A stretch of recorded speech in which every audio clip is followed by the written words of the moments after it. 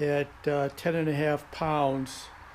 The dimensions is about 5 1/4 thick, 28 inches wide, and 63 inches long.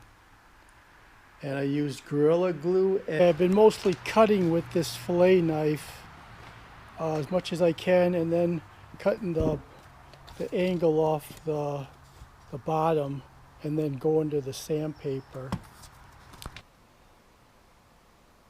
Okay, I'm finishing shaping the board. This is the top.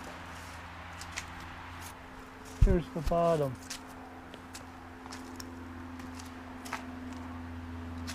Okay, I'm going to use the router to cut a opening for the twin track. Now, epoxy it.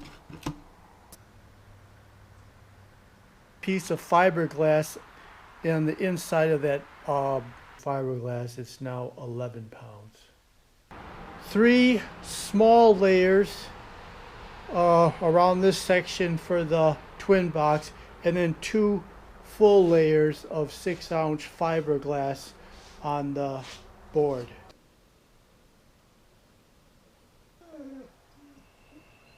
Three layers at the deck area here, and then just 1 full layer going all the way here. It cuts off right here where there's 3 layers up to here, and then one layer up to there. Just epoxied these stones here, and I just used primer paint to glue the paper onto the board, and I'm just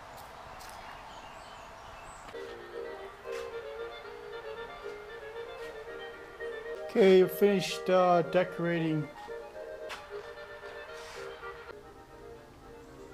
Okay, I gloss coated 1 coat on the top of the board. On the bottom,